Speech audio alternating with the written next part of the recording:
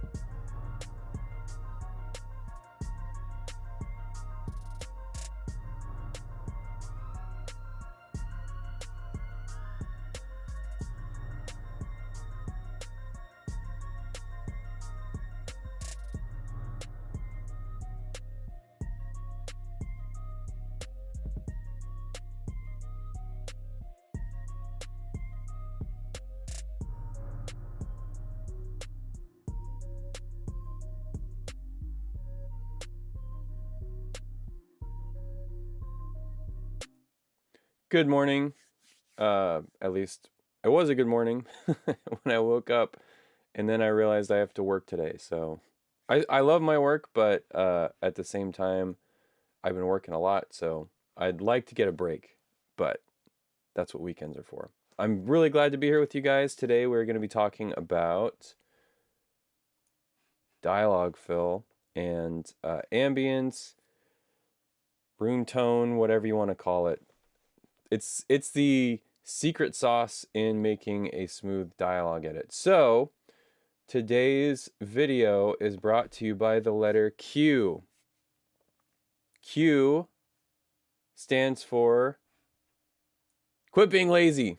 Get off your butt and do what you need to do to make your dialogue edit really sing and be smooth. And I put perfect on here. There's no perfection in this world. Nothing's perfect.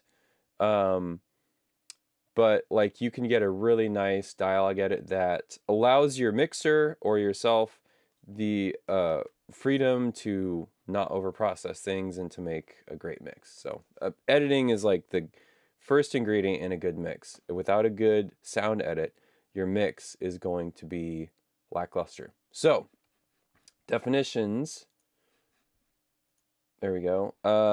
Dialogue fill, ambience, room tone, you know, whatever you want to call it. By the way, good morning to all the members in the stream. We got, who do we got? Marful Studios, George, Hans, Margarita, House of Jen, Javier, Paul. Paul's a regular, so good morning to you guys. Sir Lex, he's a guest. He says good evening from Zambia. That's quite a ways for me. Glad to have all of you here. And as always, drop questions, comments in the stream to kind of guide the discussion. But I've got notes, so I'm going to jump in here. So what is dialogue fill and why do you need it? So dialogue fill is the connective tissue of your dialogue edit. So you are trying to get from point A to point B. So that is like the definition of it. It's really the interstitial or connecting regions that you find or create. And I've got some regions here. Just make sure, yeah, you guys can see this. I'll make these bigger too. I usually work with small tracks because I end up with a pretty wide edit. These are just blank clips to kind of show you what I'm talking about. So you'll get an OMF or an AAF from the picture editor where it's got the scene and take and it's got a boom and it's got a couple lavs. And this is how it comes in. It's just all the tracks on, you know, like anywhere from 2 to let's say 5 or 10 dialogue tracks. And it switches between, like, this is scene 1A and this is scene and shot. So scene 1A, take 1, and then 1B, and then 1C. And so the first thing you're going to do when you start dialogue editing usually is you go through and pick good mics and you throw away the bad mics. So for 1A, that might be character A, and then for 1B, that might be character B, and then 1C might have both.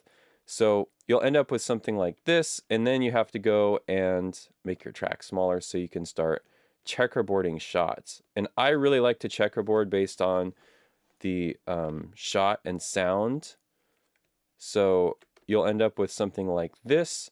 Some mixers, like the shows I'm working on now, they prefer the booms to all be on top. So you might end up with something like this instead, where you've got a boom and you've got the booms on top, and you've got the character mics, the ISOs, the lavs, clip-on mics, whatever you want to call them. The mics that are attached to their bodies on these lower tracks. But you still are going to have a hard cut when you go from this shot to this shot. So initially what people will attempt to do, and I do this too, is just drag out the butt end of this region and pop a fade on the end with, I use G. I'm a big fan of keyboard shortcuts. So, and then you'll do the same to B, where you want to wind up where the tone transition is seamless between microphones and shots.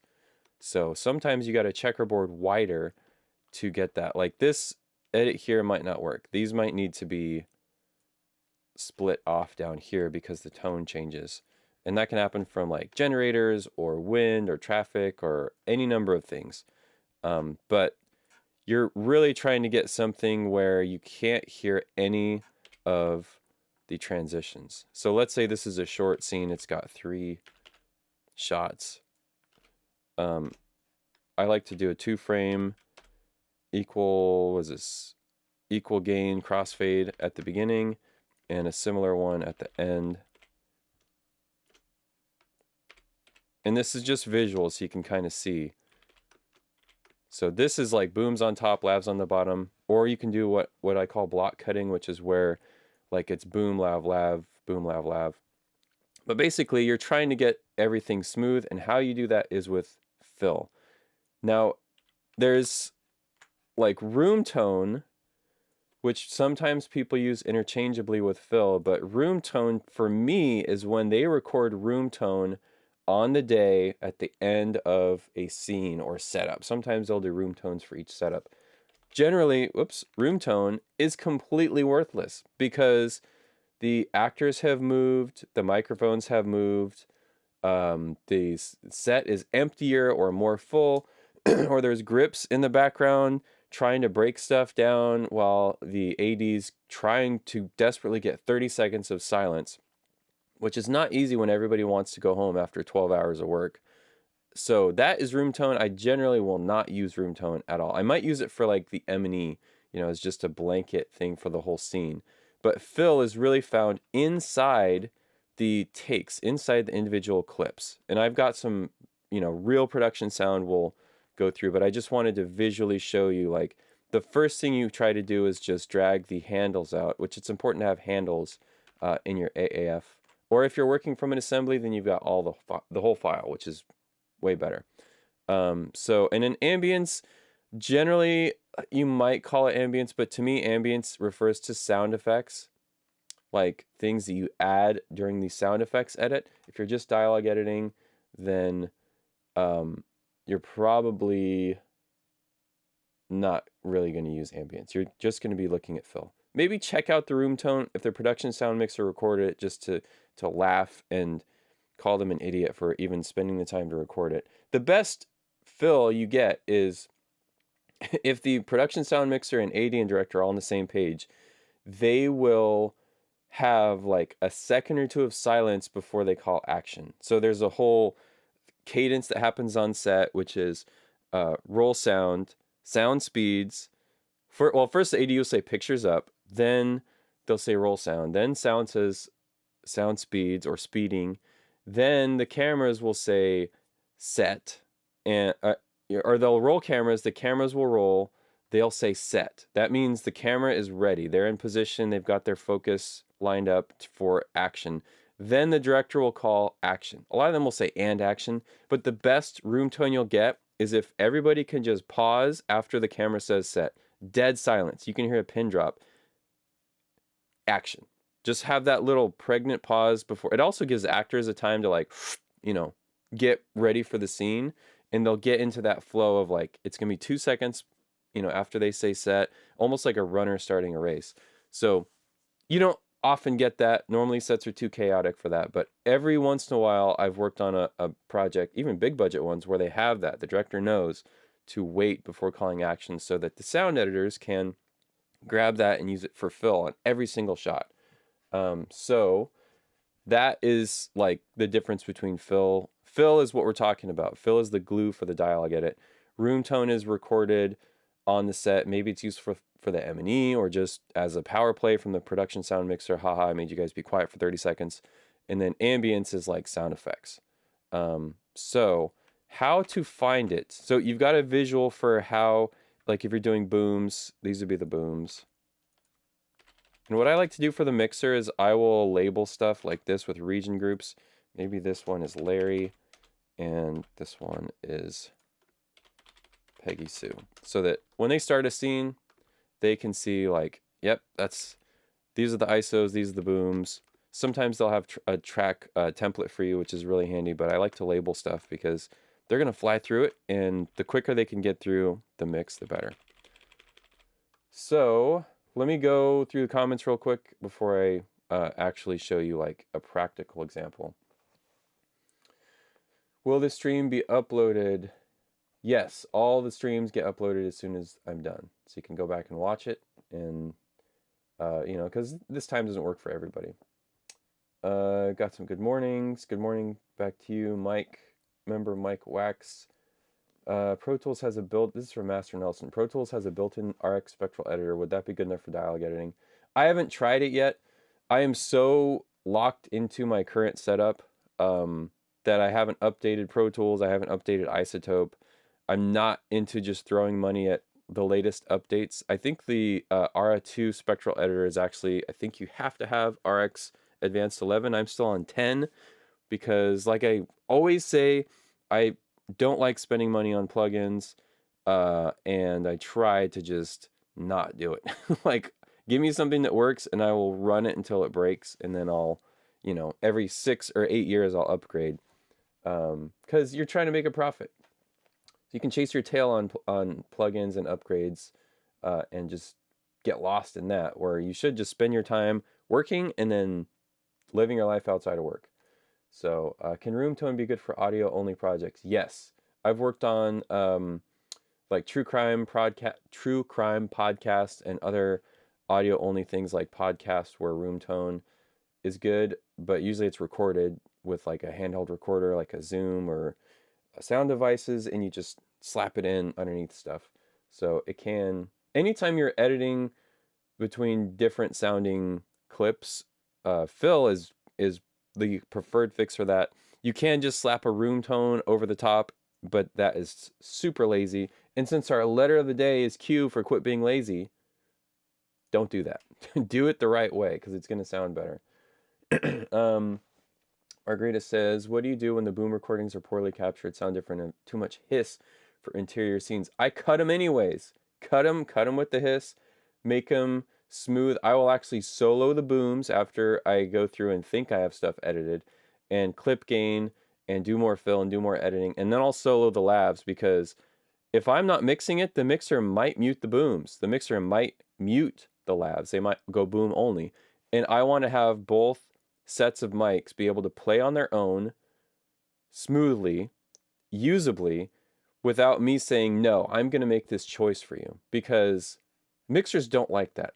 And if you're mixing, you're not going to like that. You might be thinking the lavs sound great, and then you mix the lavs and it just sounds too sterile, too close. There's things that lavs pick up, like breaths and mouth sounds and clothing noise, that just doesn't sound realistic. So even if the booms are noisy and might seem unusable, you can just play them down super low or hit them with a little bit more noise reduction to get them to where you can at least use them to give that like realism to the sound for a narrative thing. Let's see. Other questions? Find it difficult to find post-production streams that's detailed. So the reason my stuff is detailed is because I'm a terrible teacher. I'll admit that right off the bat. But I have been doing this for a pretty long time, and I've worked on everything from the lowest budget. I'll give you a pair of shoes and an apple juice box to, big budget union stuff that pays pretty good. So I have it's real experience. It's working experience. It's not me trying to be a influencer or a YouTube celebrity, or YouTube is not it's not my deal. Like, I'm doing this to try and share because I 3 years ago, whenever I started this channel, I was thinking about what am I doing besides just working and making money with these skills. And how did I learn? I learned from a mentor putting his arm around me and saying, I'm going to show you how to do this. And you guys don't have that. That world is pretty much gone. If you move to LA or New York, yes, you might be able to find somebody, but like the social interactions are so broken right now with like online stuff. Everybody's online dating. Nobody goes out and meets their spouse in a bar or at school or at work anymore. It's all online. People are there's like a wall, a castle around them as a person that they just are so afraid to let people learn and like get close that like I don't know how that is going to work 10 years from now, like how people are going to learn. It's going to be YouTube probably still, or whatever the thing is. So anyways, okay, how much fill overlap is too much? We're going to talk about that. If you don't room tone at the end or beginning of the boom, would you add fill at the start? We're going to go through all this stuff. Alexander edits, when I started doing live sound recordings for lectures, I made the mistake of recording room tone before the guest had arrived and the room was empty. Yeah, it changes. I'm at the LA Film School. That's great. Yeah, I have my own thoughts on film school, which I will keep to myself. So anyways, we're going to talk about now, let's see, I kind of wrote a quick outline. So, okay, we talked about the difference. Why do you need it? You need it to make the edit smooth and seamless. How to find and make it. So, there's two schools of thought on fill. The best option, I'm going to clip gain this boom up because I remember this scene and the boom is really low. The best option for fill is to use material from inside the clips. Real organic fill, as some dialogue editors call it. And on slower scenes where people are taking their time and there's a lot of pauses and the pacing is very slow, you can find it, and it's the best possible fill, with the caveat of there's going to be sounds in the fill that you do not want in your fill. You want your fill to be unobtrusive and just get in, let the clip play, and then get back out and not stick out. So before you even decide what fill to have, this is how your AAF is going to come into Pro Tools. And let me you don't need inserts. We don't need sends. That's fine. It's just going to come in as a collection of clips all in a line. And you can see like here, there's a pretty obvious shift in room tone. Like this has some kind of engine underneath it. This is probably the quietest clip, and then you've got a couple other. But before we figure out what room tone we're going to need, how much, you have to lay your clips out. And I'm going to let you guys pick. Do you want to do all booms on top and lavs underneath, or do you want to do block cutting, which is where it's like this, where you just keep the shot together, the shot with the lavs? So just quick vote. If you want booms on top, say booms on top. If you want to do block cutting, which is boom lav lav, boom lav lav, say block. So either vote for booms on top or block cutting, and then I'm going to start checkerboarding this without looking. So unfortunately, the shots aren't named. It's my bad. I recorded the sound on this. I was shooting and recording sound at the same time, but I did call it ring for the file name, and then the number is actually the shot. So I just rolled it from 1 to however many shots we did. Okay, looks like most of the votes are for block cutting. So there's wisdom in both ways. I actually like cutting the booms on top. This one mixer I'm working with now, he requests that. And at first I was like, man, this is going to be so much more work. It's actually maybe a tiny bit more work, but it's kind of nice because it's super easy to solo all the booms in the scene because they're like the top 8 tracks. And it makes more sense if you're writing the tracks first. Then when you go back to VCAs, if you have like booms and lavs as 2 different VCAs, it's really kind of cool because you can bring them in or out. But block cutting organizationally and finding fill is way faster. So we'll do that. So this is ring 3, this is ring 9. So find something in the file name that lets you know what the shot is.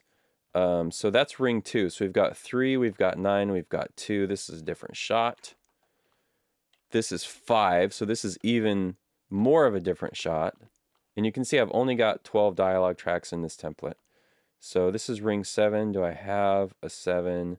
I've got, oh yeah, that's 7. So this is 9, there's 3, there's 2, there's 5.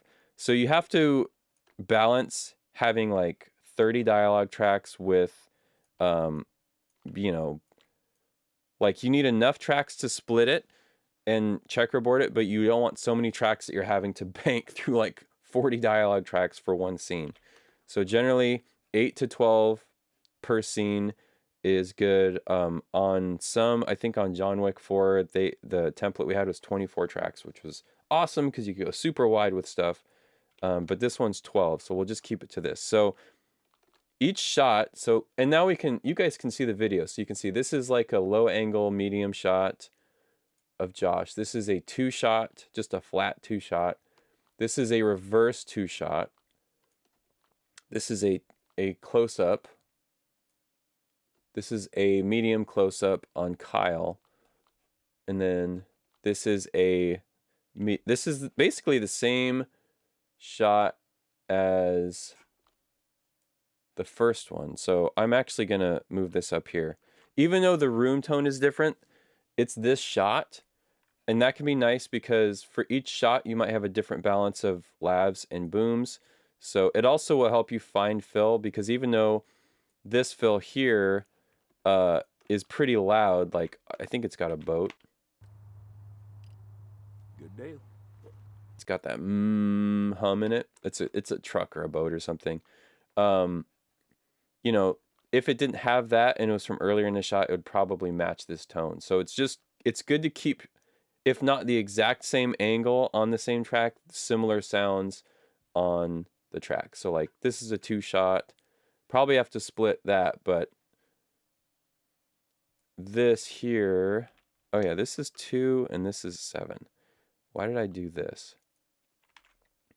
Probably, the other thing you can do is cut by character, but you can see both characters talk in this shot. So the other thing to keep in mind is where your fingers are on the faders. Let me tilt this down.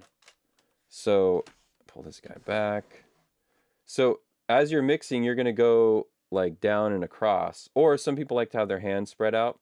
So one of the other dialogue editors I was working with actually told me like what he'll do is start like have one character up here on maybe dialogue 1 through 2 or 3, and then he'll have the other character down here so that the mixer can spread their hands and not keep their fingers all jammed up next to each other. So that is, keep layout in mind and like ergonomics for the mixer. Because working with a control surface, you want to like generally have tracks adjacent, meaning like this stair step or waterfall thing where you can walk down the tracks and then walk back up. That's good. What you don't want to have is like stuff just kind of randomly placed. Like the mixer is going to look at their Pro Tools edit window quite a bit, but you want them to be able to keep their eyes mostly on the screen. So yeah. So anyways, so after you checkerboard things, before you align anything, you need to find fill, and you need to fill the tracks out. And the reason I wanted to do a stream specifically on dialogue fill is because it is the hardest part of dialogue editing. It requires the most time, the most patience, the most pickiness to find fill, to flesh out a scene and make it completely seamless. And you'll hear, like, when I like, even if I just mute the lavs, you'll hear the tone shifts way more on a boom than you will on lavs. And I'll just play this for you guys so you can hear what I'm talking about. Wait. Here. 500. Let me crank these, but there's 3 distinct background ambiences. It's good to cut really loud, like maybe not clip gain loud, but your monitor's up to like 85, because if you have your gain staging low, you'll just think everything sounds great because, you know, it's like 20 decibels too low. Wait. Here. So even though it's white noise, the pitch changes for each one of those. Like, it's pink noise, it's like just background, you know, traffic, but it goes from like, you know, it's 3 different tonalities to it. That's why doing this is not going to work.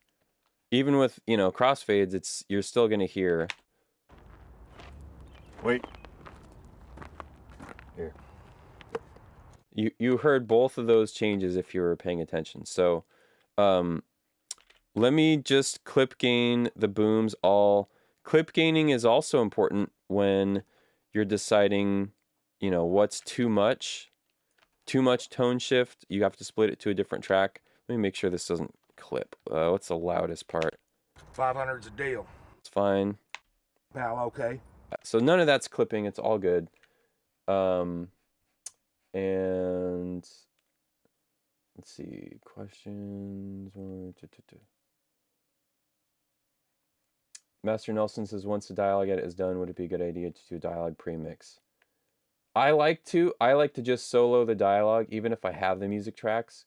So I will pre-dub the dialogue by itself, and then I'll bring the music in, pre-dub the music against that, and then I'll have to go back and tweak the dialogue, obviously, and then I'll add the sound effects last.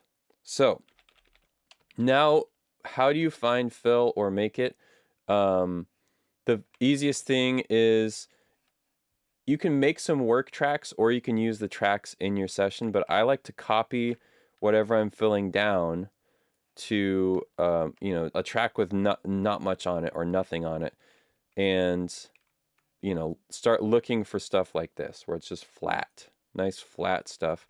But before I do that, I really need to like quickly kind of go through and dice out the stuff I don't need. So I think this is just footsteps. No, he's got a little, but that's the wrong mic. Okay, so that's Josh's mic. Then we got him saying, wait. Wait. Kyle says, wait. Here. And then 500's a deal. this is Josh. You'll get to where you can kind of read the waveforms. Like, you know, this is off mic dialogue from Kyle's mic. He's the guy with the blue denim vest. And then this is Josh's mic. Usually, I think, did I name the, and the other thing with AAFs, yeah, the metadata did not come through.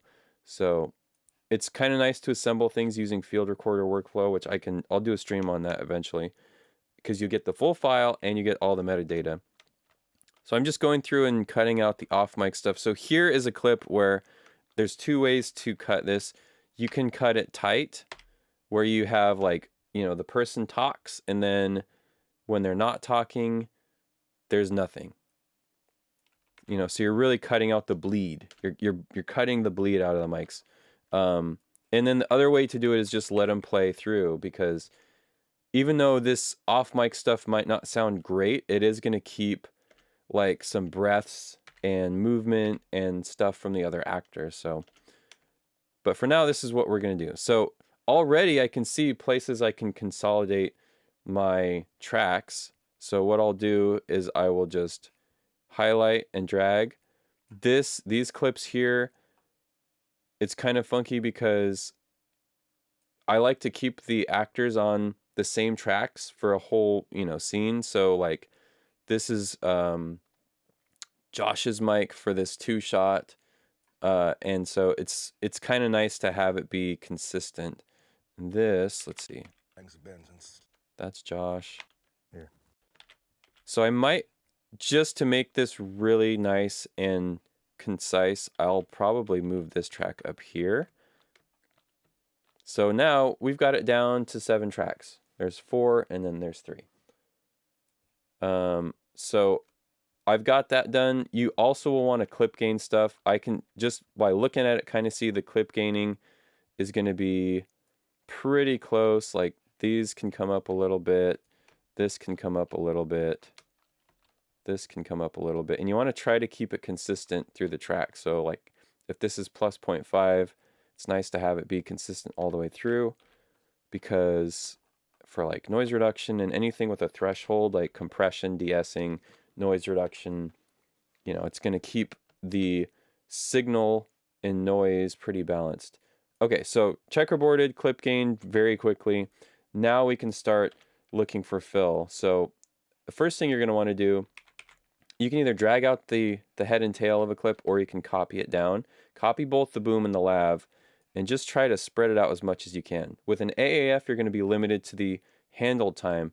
If you ask for 10-second handles, that might give you enough. I think this is only 5-second handles, which is not great. But I can already see the head of this is pretty good. So I'll just drag that out, and I don't want to have any extra dialogue in there or any errant noises that are going to, you know, detract from the actual sound. You see I've taken that same piece and I'm just going to zip it over to the tail. So when I play this is coming out of a trippy montage thing, so I can probably fade this in.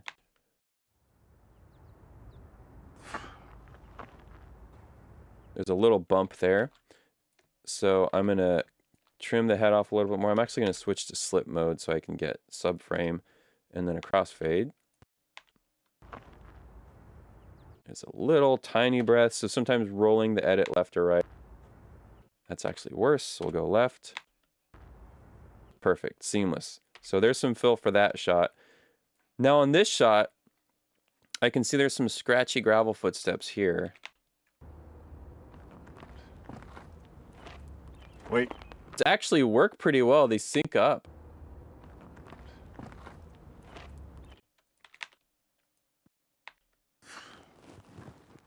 And it maybe sounds better than that. So this is where some of the creativity of dialogue editing can come in. You might say, well, I know the picture editor just kept it on the duration of the shot, but I'm actually going to roll and do like a J cut.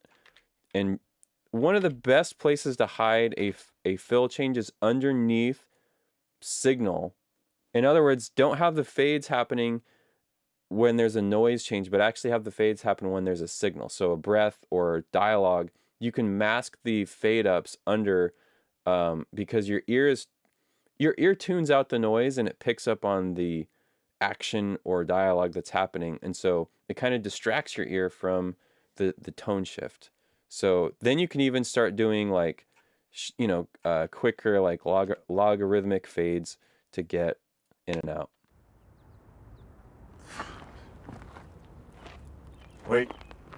So the fact that the fade happens, you know, before the shot comes on is like a great way to mask a tone change, or like what you don't want is the tone shift to happen right on the cut, because it's just a dead giveaway. Let's see. If you have Foley production, this is from Mike Wax. He says, if you have Foley production footsteps you want to keep, do you keep those on dialogue tracks or move them? You can put them on your PFX tracks, your production effects, which are down here. But I suggest when you're starting out, just keep them on the dialogue tracks.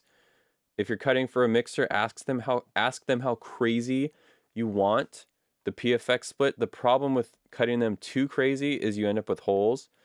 Like, and the problem too is there's a breath here.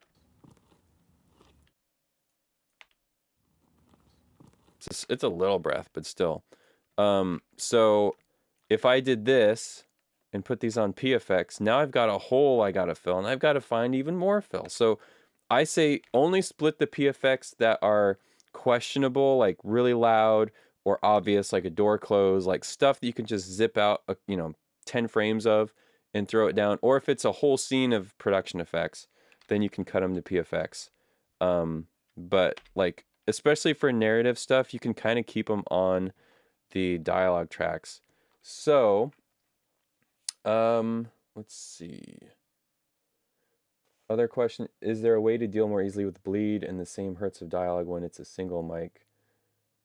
This is from House of Jen. If you're talking about overlaps, like overlapping actors, there's some tricks for doing that, but we're talking about fill, so maybe I'll bank that as an idea for a different video. Yeah, like I said, you can move stuff to the PFX tracks. I've found that on the bigger shows, they actually want less of that stuff cut to the PFX tracks. Like the dialogue mixer wants it to be more integrated. And the reason for that is because if you were to take these footsteps and throw them on your PFX tracks, then you have to backfill this right here. And then you're doubling the noise. So in a noisy scene, you are probably going to cut less of the PFX because you're going to have the noise from the dialogue on top of the noise from the footsteps. And then you're going to have to do more noise reduction, which I'm a big fan of. Not much noise reduction at all. So this is really for hard cuts, like cut to a different location. Yes, that is a perfectly okay. For those kind of cuts, what I'll do is in grid mode, I'll do this exact transition. 2 frames in, 2 frames out, and this is the cut. This is the shot cut right here. It's right in the middle of the 2 frames. So that way it doesn't click, but it's also like a definite like semicolon, like, yeah, we're in a different scene now. Okay. These are good questions, Margarita, but this is for like cutting background ambience, which we're talking about dialogue fill. So I think I've done a couple of videos on background editing. Anyways, here, from this shot to the next shot, we need to fill this. Wait. Here. 500, that's the date. Maybe we don't want this production effects because it's from a different shot. It doesn't quite sync up with the picture. And we're out of handles. This is it. So this is where some of the next things we're going to talk about is special tools. So how to find and make fill. The basic thing is you drag the handles out or put them on work tracks. I have a bug on my monitor. And you copy and paste the fill. And that can work on stuff that's slower.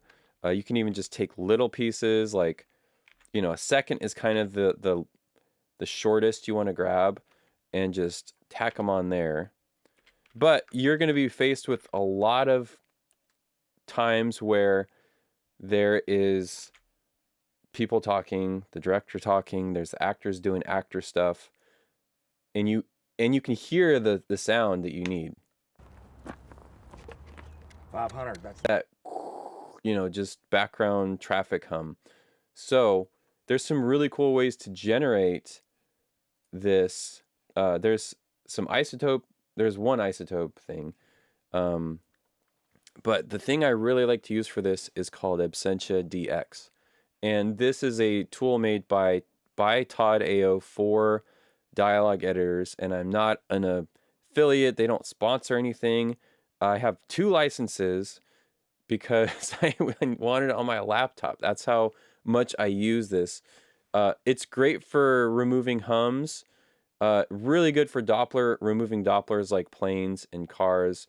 The broadband reducer is maybe not quite as useful, but there's also like, it'll fix the sync on an assembly, and you can actually generate transcriptions from production sound. I haven't gotten the phase synchronizer to work yet, but I probably just need to play with it more. But for generating fill, they call it the Airtone generator. It is the best tool. And I've used this. I've used the Ambience Match and Isotope, which isn't that great. And I've also used Undertone and Undertone 2 by Audio Kids. But all you do is you highlight the section that you want turned into tone and you hit render. And it does take a little bit of time. Yeah, you guys can still hear me while this processes.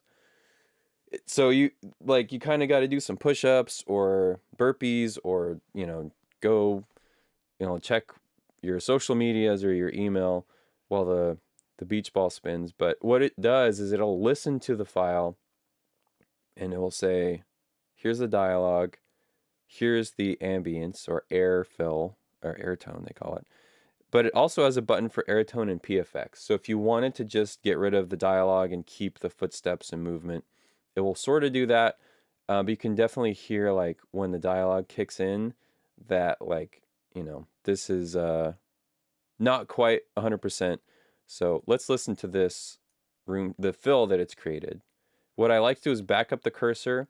You could always do a back and play or pre-roll for this, but I just want to hear this transition from real sound on this clip to generated sound on this clip. And I want to listen to each microphone and make sure I can either not hear the shift or it's super, super subtle.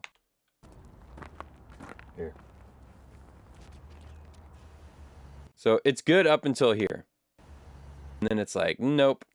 But that's all I needed. I just needed, 2 seconds of it. Let's listen to the lav. Here. It just turns to static. If you wanted more of this, my normal workflow for this, and this is something I do for hours every day, is I'll grab both of these in Isotope RX Connect, send them, and you want to do individual files clip by clip. Let's make this bigger. We can actually see where, that's too big, where Absentia didn't quite nail it, which is right here. It just was like, I'm just going to throw static in here. So now if you wanted to, I got to be careful because I don't want to give away all my secrets. Okay, let's say you wanted, I'll show you guys this. Let's say you wanted to get rid of the ticks and the crunchy stuff, and you also wanted to get rid of this, and you just wanted more flat fill. Change your selection in Isotope to frequency selection, F. This low stuff is good. Like this all looks like it matches pretty good. So I'm just going to grab this. I'm going to learn it. I'm going to set ambience match to output only. Ambience match works pretty good for white noise, pink noise, that kind of stuff. It doesn't do good with tonal stuff. It doesn't do good with traffic. But for just like the hiss, it does a pretty fair job of averaging what it's hearing. And just make sure you gain it up or down to match. So this is for the lav. I'm going to learn it with 7, process it with 8, send those back, and we're going to hear if that still works. I'll take this fade off so we get more runtime on it. Here. Here. It's close, but not quite. Let me undo that and just see. Here. I mean, it's kind of that way in the original one too. Sometimes you do have to EQ these. I can hear like there's just a high mid sound that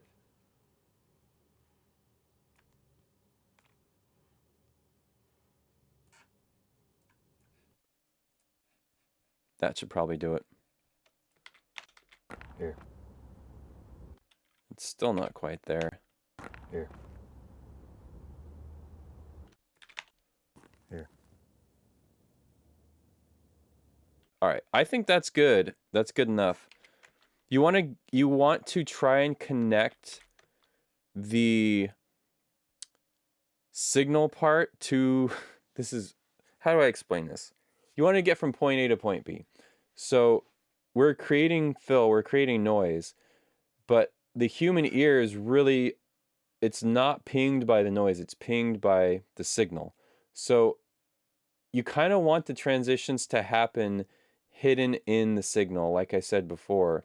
So you're going to want to try and get as much real estate as you can to just get from point A, which is this here, to point B, which is him saying 500's a deal. 500's a deal.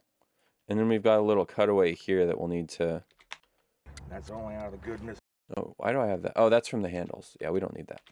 So let's just see if this transition works. Wait. Here.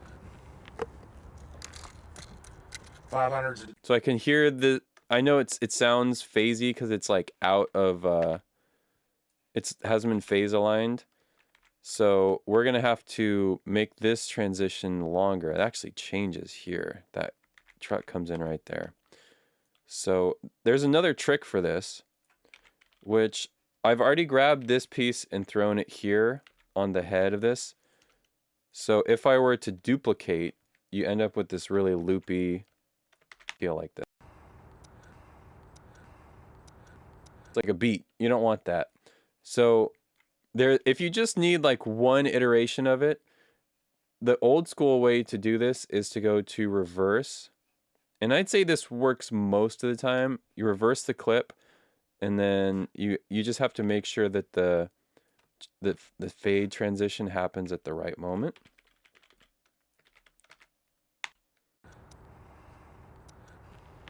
Like even that might be enough to get you there.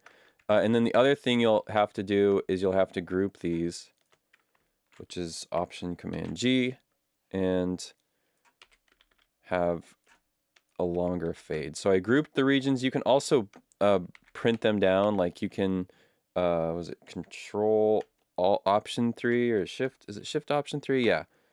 To like create new audio files if you don't want to do region groups. So that's fine too. And then if you do it that way, you don't even really need a fade right there. It shouldn't tick. Here. It's okay. This is why like finding fill tends to take a while, because you end up like hearing it and it sounds okay, and then you go back and listen to it again. It's like, that didn't really work. So the downside with not having a ton of handles is that, like, you know, this is it. This is the material you have to work with, and it's 5 seconds more than you know, what is included in the timeline. So that's where the tools like this Absentia DX plugin can be kind of useful. We'll see how it does on this. There's a lot of dialogue in this. The more dialogue there is, generally the worse it does at generating the fill.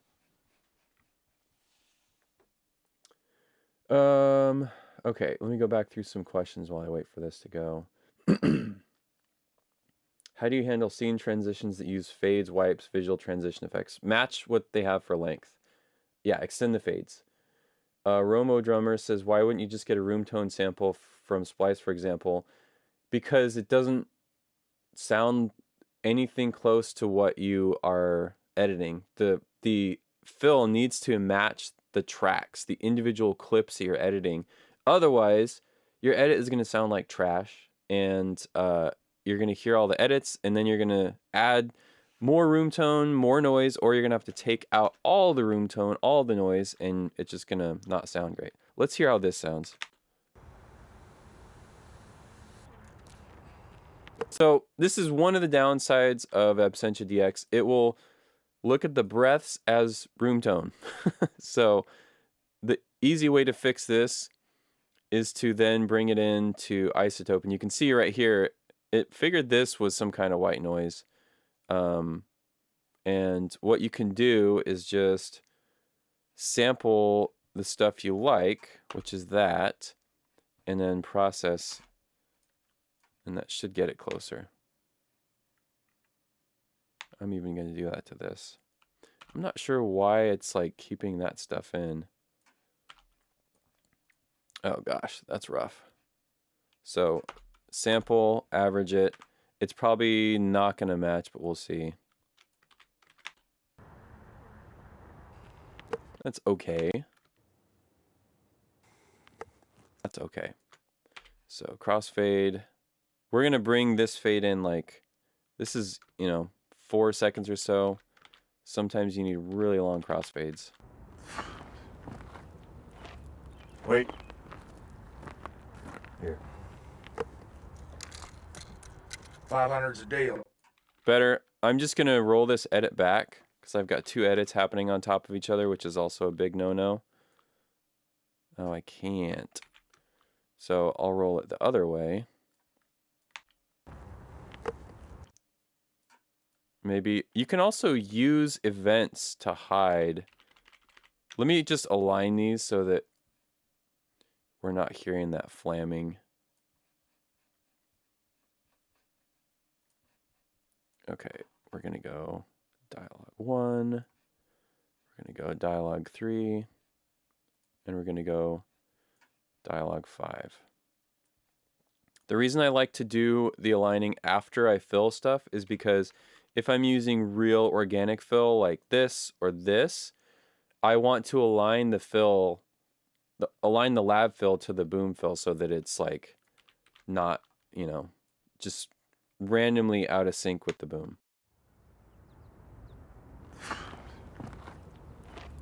Wait. Here. 500's a deal. And that's only because that's out of the goodness of your old employer's heart. Okay, so that is very smooth. It's imperceptible now. The like room tone shifts, they're happening over such a long time period that I would consider that to be a win on filling it. You can end up with a situation where like maybe this shot, for example, is just so noisy you actually have to fill it all the way through the entire scene. But if you do that, just make sure you go back and solo these quieter tracks so that you're not missing ticks, pops, bumps, you know, the things that the noise is going to cover up. If you fill this through the whole scene, like if you were to do this, let's say it was super noisy, then the reason that's nice is because the mixer or yourself, if you're mixing, can then just noise reduce this shot more. Maybe they'll take out 6 dB of noise instead of 2 or 3. So this is like the redheaded stepchild. It's super noisy. They're just seeing this through the whole scene, this bricked out, like super filled, noisy stuff. And they can just use that as like, you know, this is just for these 2 tracks. I'm going to hit this with more noise reduction. And the rest of the tracks can be more natural and unprocessed. So getting towards the end of my time here, I just want to make sure the amount and length of the fill, this is super important too. Generally, the faster the dialogue is spoken and the faster the scene pacing is, the less time you need between shots to fill. So, you know, you might only need like a second or 2 seconds. Really intimate, quiet, slow scenes like hospital scenes, you know, maybe people talking in a quiet room about their relationship, like anything where there's a lot of space and emotion and like silence in the scene, you're going to end up with super long fades, like 10 seconds, 20 seconds, just so that you can really pad out the room, the tone shifts in the tonality of the mics and also the ambient sound. So just that's why this is the hardest part of dialogue editing.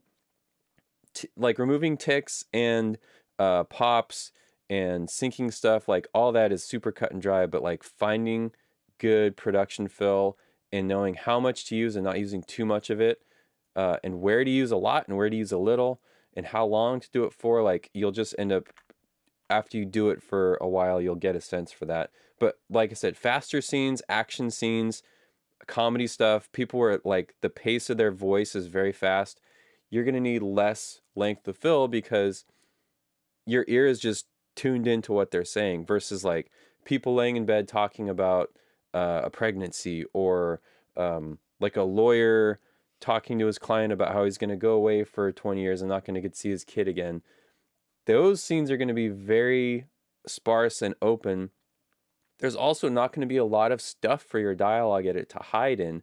So the length of time for the fill has to be a lot longer, and the accuracy of the fill matching the actual clips, you know, in other words, not just slapping a room tone for the whole scene and calling this room tone. Like that is the laziest way to do it, and it just doesn't sound good. You know, slower scenes, longer scenes, you're going to spend a lot more time finding fill or creating fill. I think I still have Undertone. It's probably expired. I tried different versions of Undertone.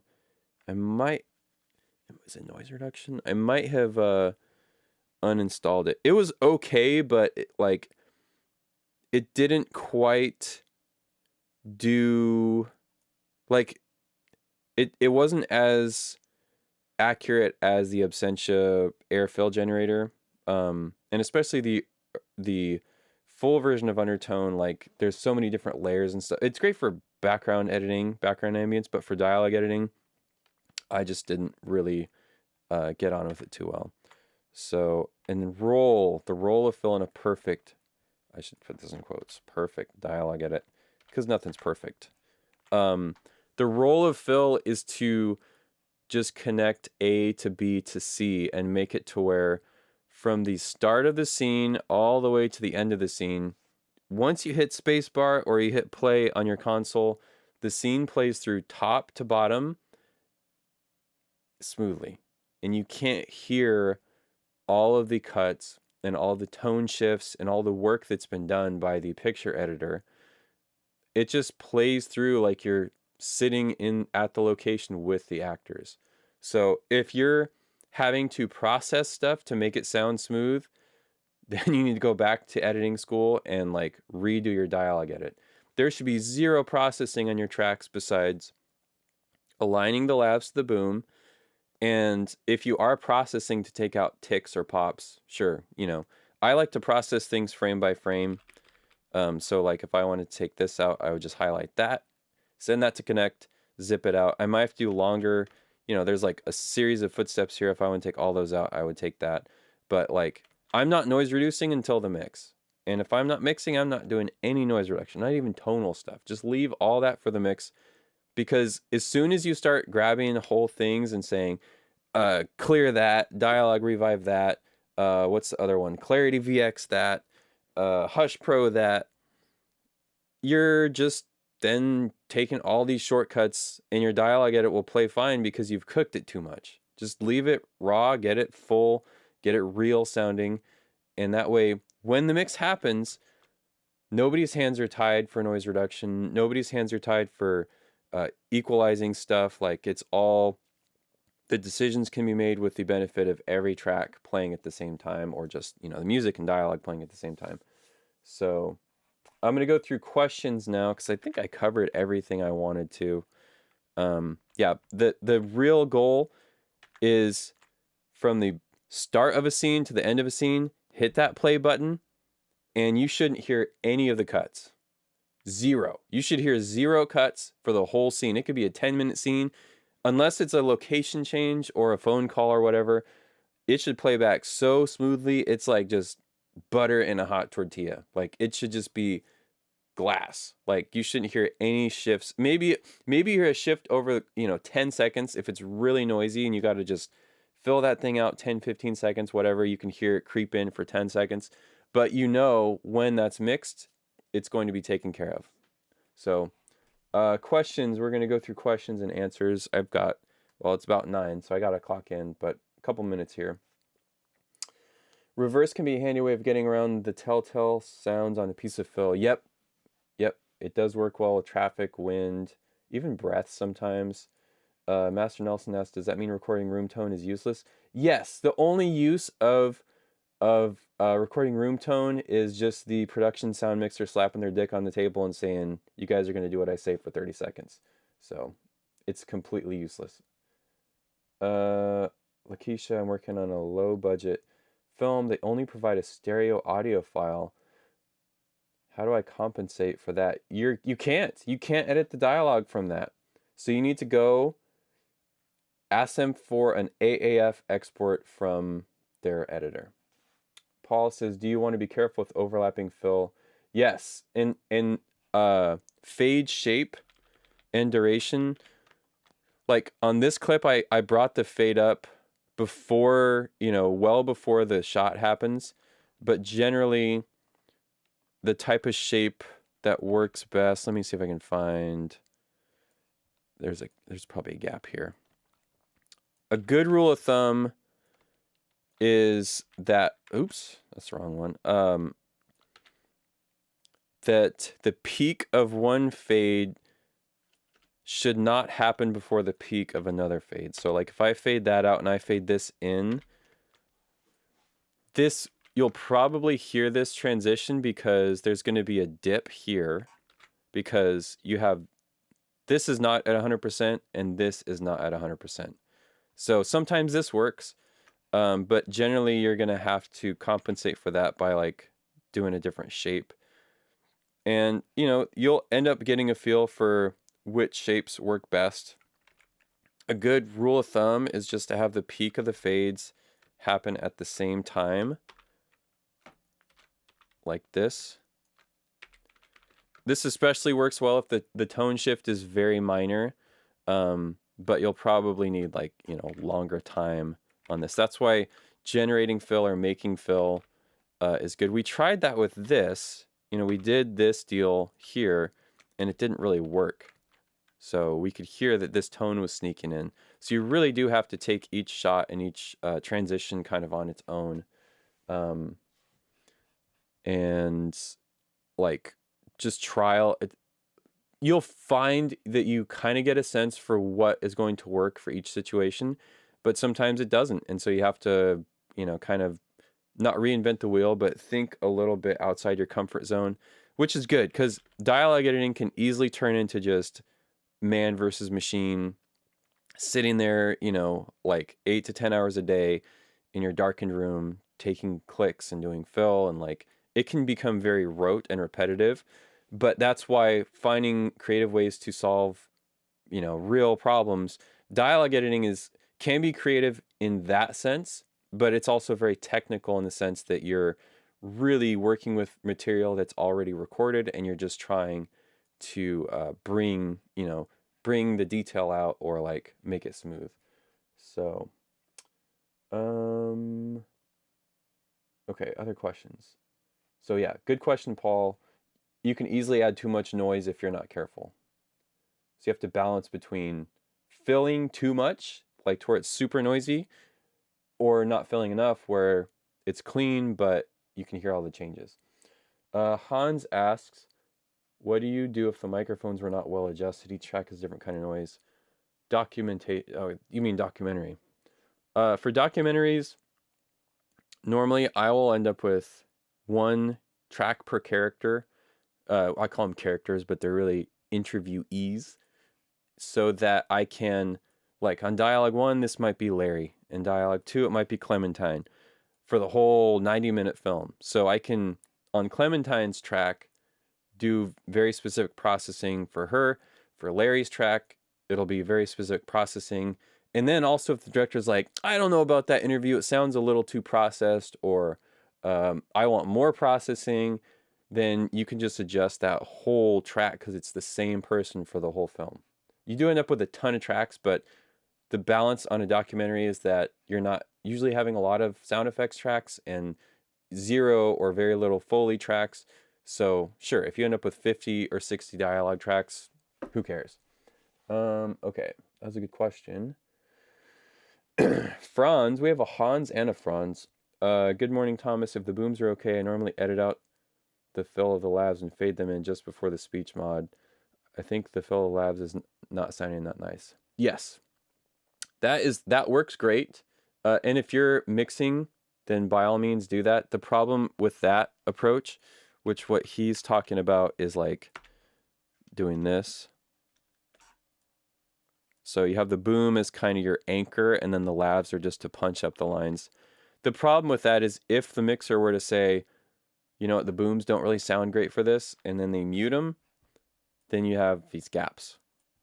So what I will normally try to do is find or create fill on the labs that doesn't have clothing noise or a bunch of ticks and pops, and fill them out so that if I solo just the labs, there's always something on the labs. If I solo just the booms, there's always something on the booms, but then they also play together well as a pair. Okay. So it's in the mixing where the dialogue quality is brought to life. Dialogue quality. I mean, the dialogue quality is whatever's recorded.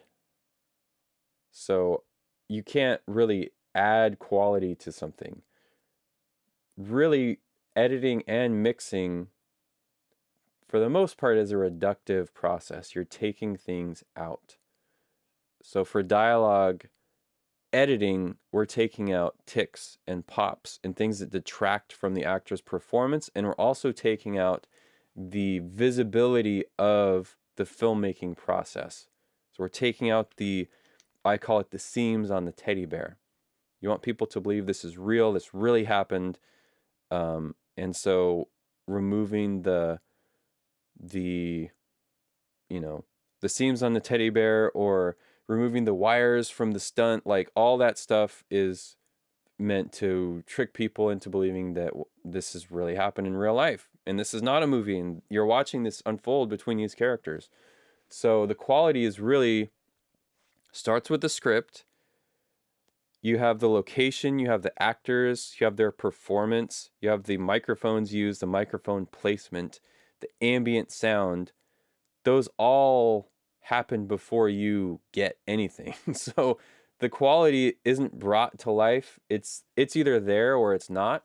And all you're doing is you're peeling away the skin of the onion to reveal. Onions are kind of gross. You're peeling away the banana peel, I guess, to get to the good stuff. So it's really reductive. And you'll find that the bigger budget projects, they just have great sound, and that's what makes it sound so good. Like, the sound is well recorded. It's the performances are great. The locations sound good. They might not be the quietest, but they sound good. So that I've found, when you get to certain budget levels, like the sound quality, the quality of what you're working with is determined way before you get it in your hands. You can really only reveal what's already there. Will you be doing a mixing stream? I've done so many mixing streams. I can. Let me know specifically, Braden, what you want me to cover on a mixing stream. But I have so many mixing videos. Really, mixing, I feel like, is not as difficult as editing. People like to skip editing. Maybe that's why you're asking. Maybe you don't want to put in the work on sound editing. But like, a great sound edit will make the mix so smooth and so much easier.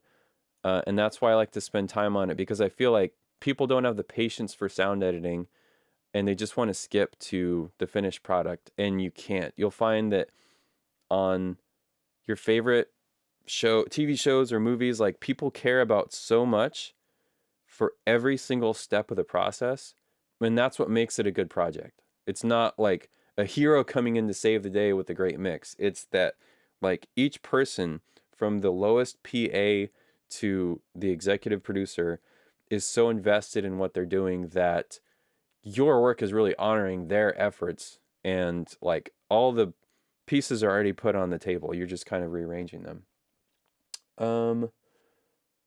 Lucas says, I find that creating my fill directly in RX, merging the bits I need, cutting out dialogue is the easiest way, with or without absentia or ambience match. Yes, that way is so good. It just takes a long time. So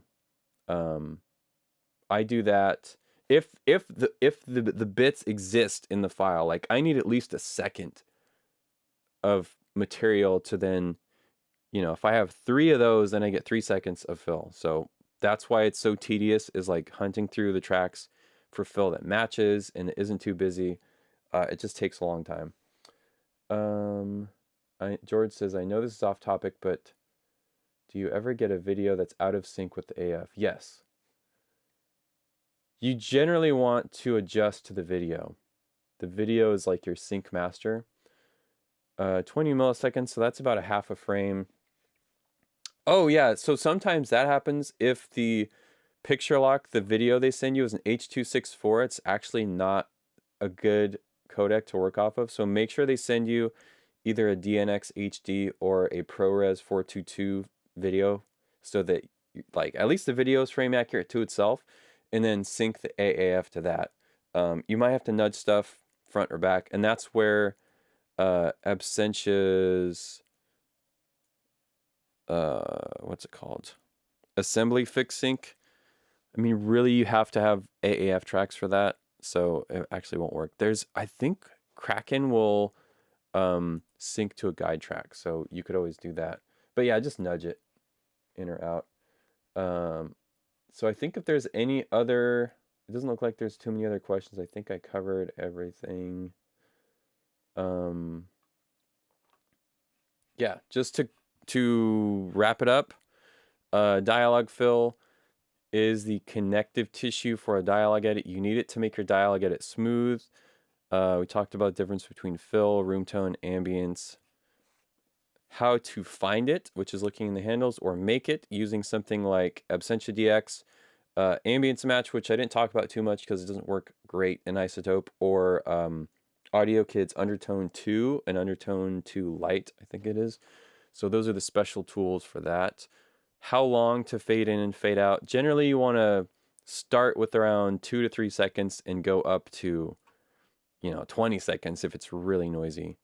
And the role of it in a perfect dialogue edit is just to remove all of the filmmaking evidence and for it to be a perfectly seamless, I'm just going to write seamless. That is the keyword. A seamless scene to play with all the imperfections removed and nice smooth transitions that you can't hear. So yeah, so that's it. Thank you guys for tuning in. If you have ideas for a stream next time, I am trying to stay active on Discord. Let me see, do I even have it? Yeah, I'll show you guys this. I don't think there's anything too incriminating here. So we do have our members only Discord. This is only for channel members. After you join, you should get a link, an invite to this, and we've got a question and answer, which is great. People are talking about like all kinds of really cool technical stuff, and then we've got just a general, I try to announce streams on here and talk with members. So that is for the channel members that are keeping this whole snowball rolling. Thank you guys so much for that. And like I said, any ideas you have for streams or questions you have, like it could be a full topic or it could just be something I can comment back and try to help you. The purpose of this channel is to share knowledge with you guys and try to train up the next generation. I've actually used it, I think, a couple times to hire help on projects where I need an extra set of hands. So that was another reason I made this channel, so that I could teach the way I do things, so that when I get super busy, I can just say, there's this group of people that already know what I expect, and I can, hire them to help on some of these indie projects I get. So, yeah, so thank you guys. Really appreciate it. And maybe next week I'll do my stream on Halloween. I got roped into this ridiculous family costume that we're gonna do. And it might be kind of funny to do the stream in my costume, because I think I'm gonna take the kids to school dressed up. So yeah, it might not be Tuesday, it might be Thursday, because I think that's Halloween. But yeah, consider joining the channel as a member if you want to be on our Discord and you want like a little more access to questions and answers. And any existing members, like I just try to thank you guys every stream, because it's really you guys that are keeping me on the hook for doing this. Like this week I'm working 60 hours and I'm still making time to do this because it's really important to me, and I know it's important to you guys. So thank you guys for tuning in, and I will see you next week, maybe for Halloween. So until then, take care. Bye.